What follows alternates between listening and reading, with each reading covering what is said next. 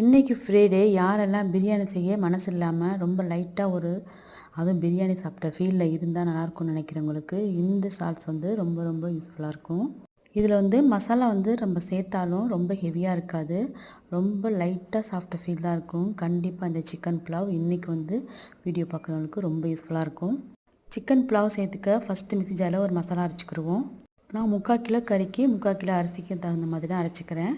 1 teaspoon மிளகு, சீரகம், சோம்பு, அதோட மல்லி, ஜாதிபத்திரி, பட்டை, கிராம்பு, ஏலக்காய் தூள் வந்து ஒரு 1/4 டீஸ்பூன் சேர்த்து நல்லா பவுட்ரு பண்ணி வச்சுக்கலாம். இப்போ சாப்பாடு செய்ய ஸ்டார்ட் பண்ணிடலாம். எண்ணெய் வந்து தேவையான ஊற்றிட்டு பட்டை, கிராம்பு, ஏலக்காய், அதோட அன்னாசிப்பூ சேர்த்து நல்லா பொரிஞ்சதுக்கப்புறம் வெங்காயம் வந்து ஒரு 2 கையளவு எடுத்திருக்கேன். வெங்காயம் வந்து பிரியாணி அளவுக்கு வந்து நல்லா பொன்னிறமாக செவக்கணும் தேவையில்லை.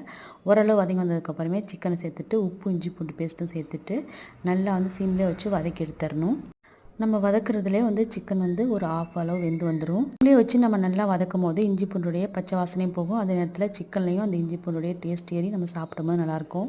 காரத்துக்கு பச்சை மிளகாய், அதோட புளிப்புக்கு தக்காளி, 2 டேபிள் ஸ்பூன் மட்டும் தயிர் சேர்த்துருக்கேன். தயிர் வந்து சேர்க்கும் போது சாப்பாடு சாஃப்டாகவும் கிடைக்கும், அதே நேரத்தில் புளிப்பு டேஸ்ட்டும் நமக்கு கிடைக்கும். நீங்கள் தக்காளி அதிகமாக சேர்த்தீங்க அப்படின்னு சொன்னால் புளிப்பு இல்லாத தயிர் சேர்த்துக்கோங்க. நம்ம சேர்த்த தக்காளி, பச்சை மிளகாவும் நல்லா குழஞ்சி வெந்து வந்ததுக்கப்புறம் நம்ம அரைச்ச அந்த பொடியை சேர்த்து நல்லா மிக்ஸ் பண்ணி கொடுத்துடலாம். பாஸ்மதியில் செஞ்சால் தான் புலாவ் வந்து நல்லாயிருக்கும். பாஸ்மதிக்கு 1க்கு 1 2 அளவு தண்ணி எடுத்தாவே போதும். இப்போ சேர்த்துட்டு நல்லா வதங்கி வந்ததுக்கப்புறம் தண்ணி வந்து அளந்து ஊற்றிக்கிடுவோம். இப்போ நீங்கள் உப்பு காரத்தை செக் பண்ணிவிட்டு நீங்கள் உப்பு பத்தலைன்னா போட்டுக்கலாம். இந்த புலாவ் பொறுத்த வரைக்கும் சிக்கன் க்யூப்லாம் எதுவும் சேர்க்க தேவையில்ல. நமக்கு இந்த சிக்கனில் கிடைக்கிற அந்த ஸ்டாக்லேயே நமக்கு வந்து நல்லா டேஸ்ட் வந்துடும். ஒரு கைப்பிடி அளவு மல்லி வந்து பொடியாக நறுக்கி போட்டிருக்கேன். புதினா சேர்க்கல, மல்லி மட்டும்தான் சேர்த்துருக்கேன். தண்ணி கொதி வந்ததுக்கப்புறம் அரிசி சேர்த்து நல்லா கலந்துட்டு ஒரு 10 நிமிஷம் சிம்மில் வச்சு தம் போட்டு எடுத்திங்கன்னா சூப்பரான சிக்கன் புலாவ் வந்து ரெடி ஆயிரும். கண்டிப்பாக இந்த வீக்கெண்ட் ட்ரை பண்ணி பாருங்கள். உங்கள் எல்லாத்துக்குமே ரொம்ப பிடிக்கும்.